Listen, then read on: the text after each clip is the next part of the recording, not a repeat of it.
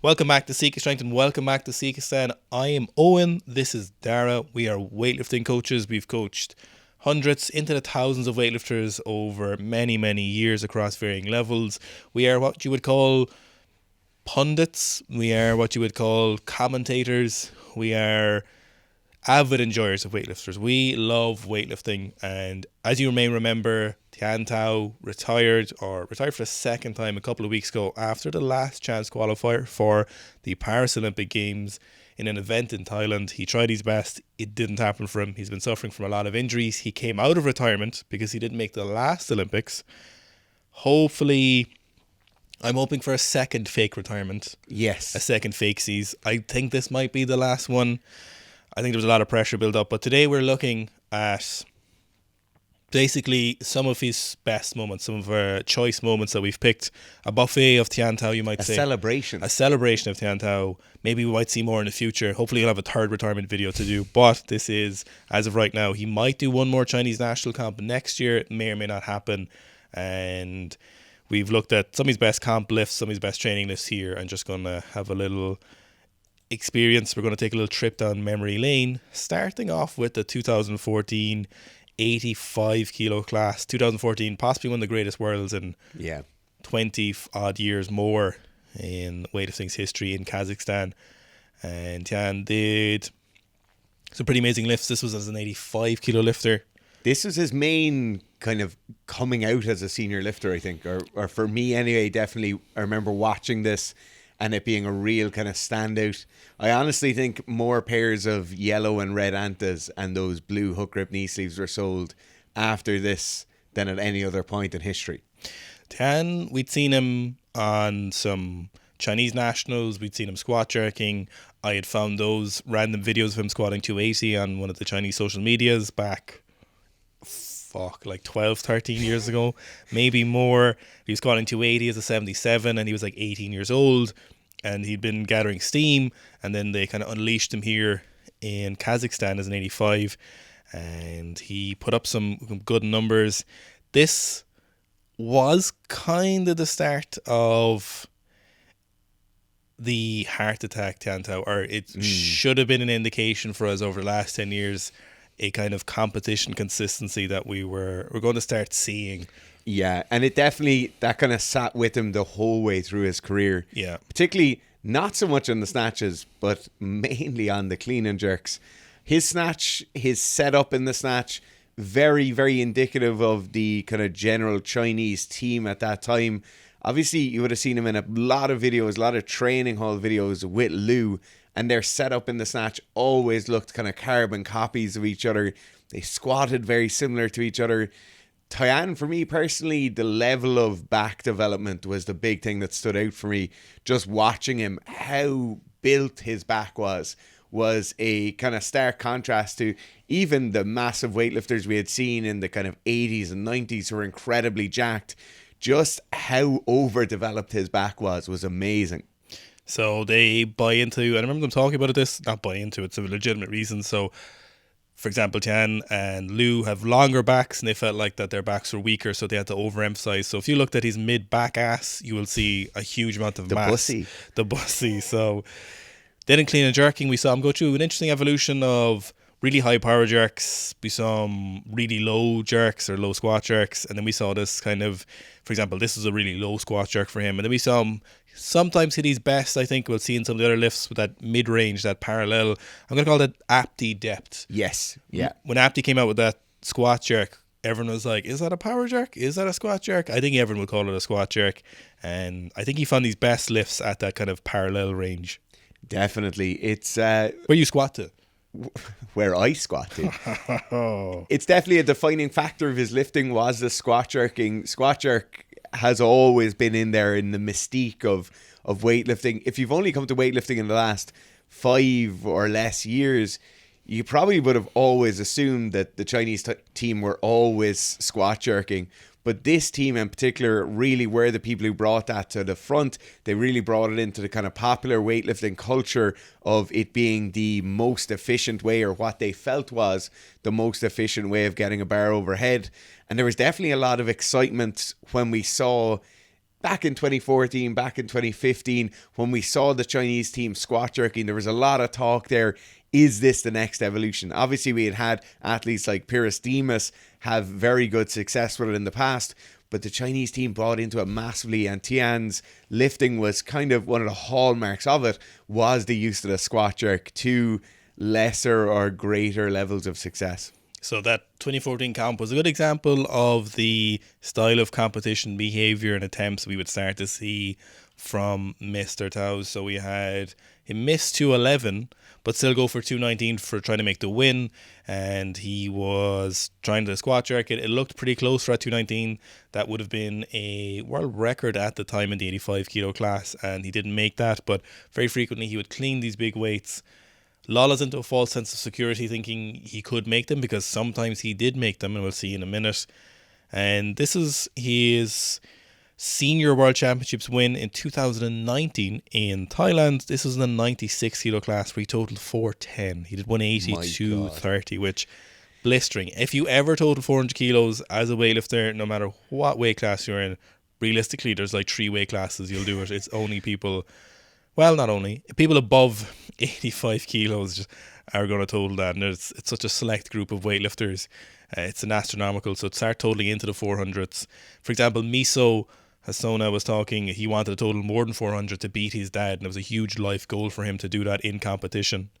So we did 180, superb, always super. The big standout thing looking at this competition is how much better he looks as a 96, and not in terms of like the physique or anything like that, but for me personally, this is where his snatch was at its best. He definitely moved the best with this. A lot of the time you get weightlifters moving up in weight class, it doesn't always suit them. Sometimes the extra size, the extra mass that they're carrying around just restricts position slightly, but he definitely grew into that 96 kilo class very, very well, and it is really in the snatch you'd kind of see those deficits if they were to occur. The big thing I always liked about Tian was that even on a miss or a make, he was always super strong and fast and sharp, and the misses never looked really laboured. They were always kind of surprising, hence the heart attack was part of that. He was never like a laboured lifter. He never made really slow contact. He never like slowed down the barbell. He didn't lose loads of positions. They looked very, very similar right up until the point when he'd miss a barbell. And here's the 230. So this was a massive clean and jerk for 96. Put in perspective, Ilya Ilyan's world record as 94 was 233. But they were just getting a chance to grow into this weight class as 96. He moved up into that, and I think he could have set some bigger numbers in that. Like when he makes those jerks, they look so great. Like when he makes that 230, it looks like he can do 235 or 240. It looks like an opener. And that it comes back to that thing you were saying earlier about all of his lifts, be they misses or makes, never look laboured. Even when he's making the world record weights, they look like his opener. You know, like there is no breakdown, there is no decay. Even the greats, like the best lifters ever, even when you look at Ilya doing the massive, like the 242, you see that back leg kind of collapsing in and it being a bit more laboured. It looks like a world record. In Tian's case, they all look like lifts he could hit in training. So next up, we have got one of his biggest lifts in competition. It is the 231 kilo world record. This was at the Road to Tokyo test event. So again, he missed that 220 and then goes up to the 231, set a senior world record in the clean and jerk. And this was at that test event in Tokyo. And this 231 again, once he makes this, you look at that 220, you'd never think a lifter would make an 11 kilo jump and make it, but then you'll see how well he makes this 231 at this test event, which is criminal. He cleans this like nobody's business. Nobody's business. It's his business.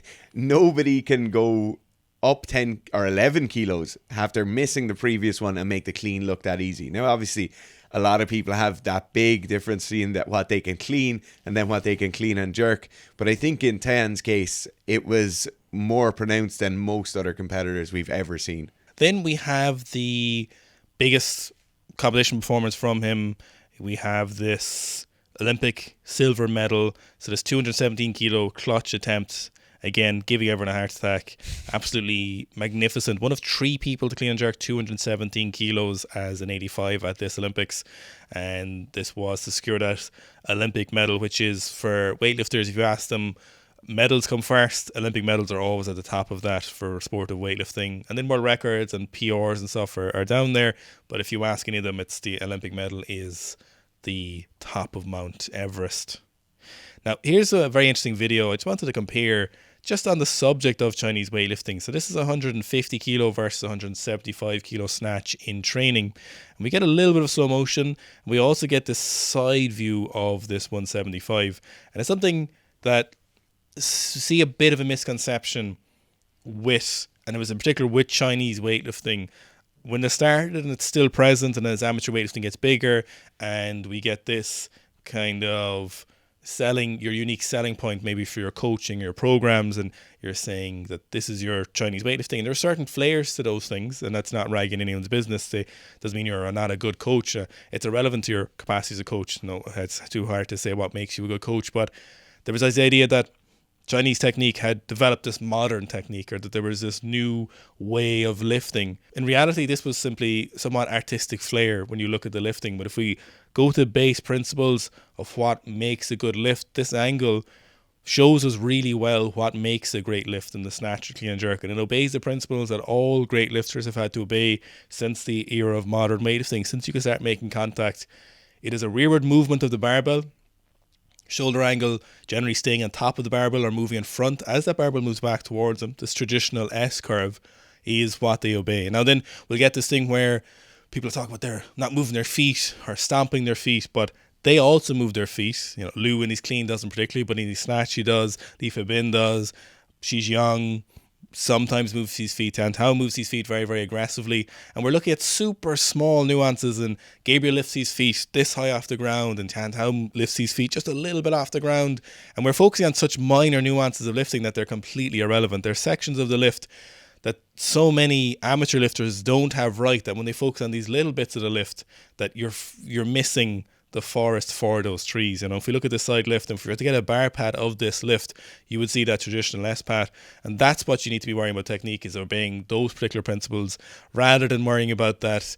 I subscribe to Chinese technique, or I subscribe to Eastern European technique, or Soviet.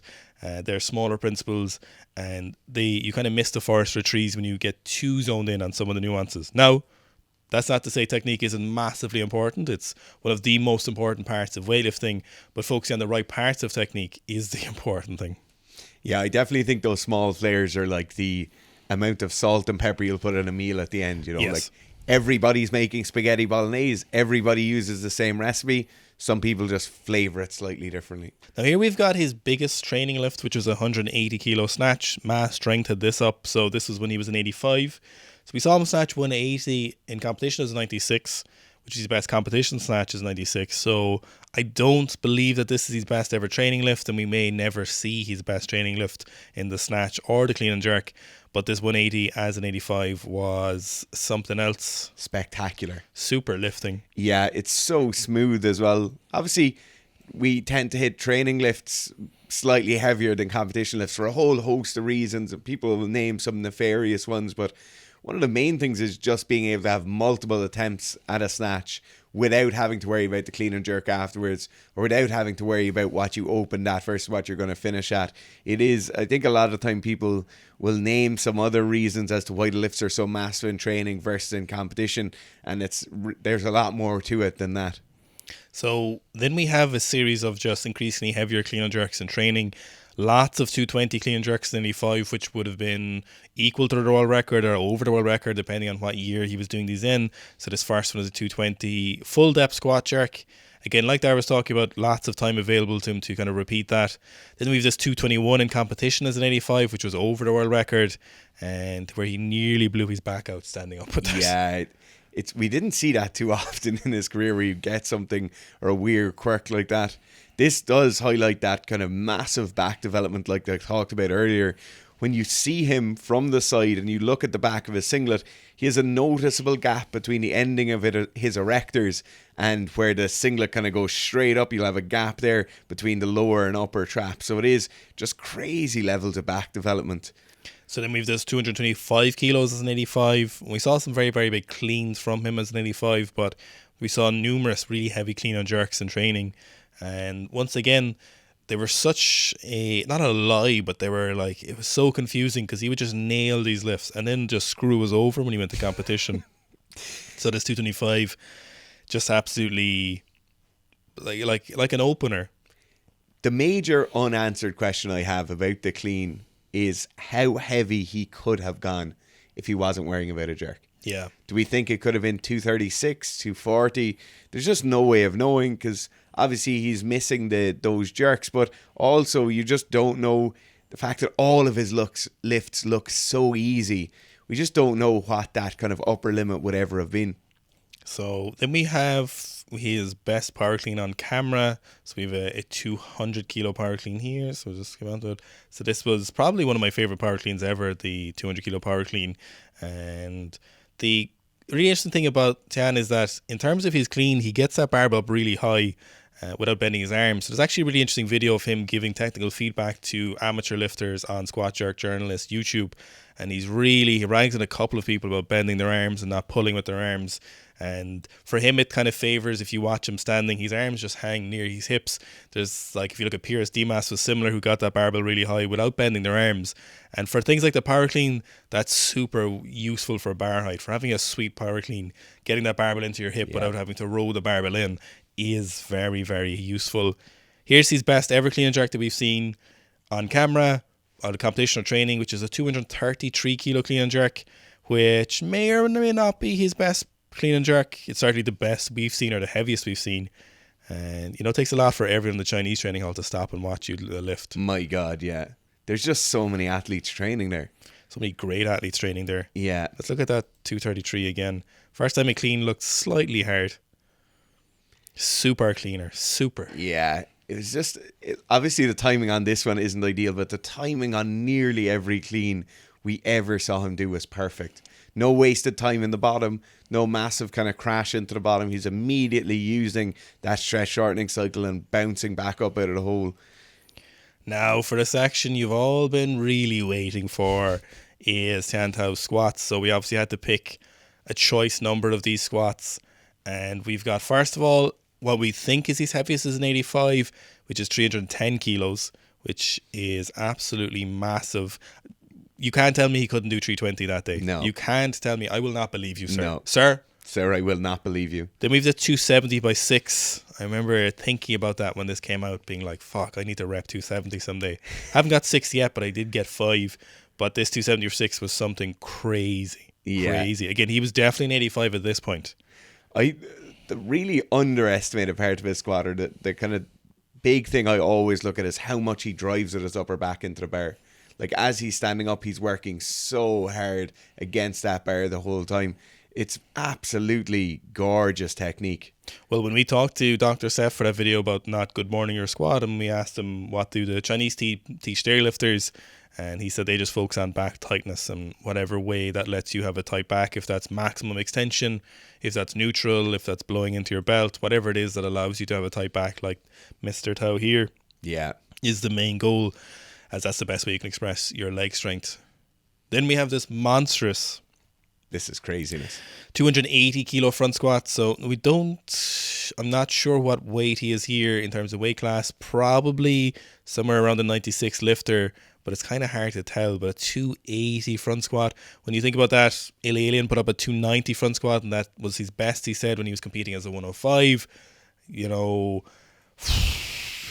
Who else can we compare that to? I think Dimas said his best front squat was 280 as well. He said something like 280 and 320 were his best squats, which seem to be Tian Tao's best squats, which is very, very interesting. So, biggest front squat obviously for Lasher with straps is 280. Yeah.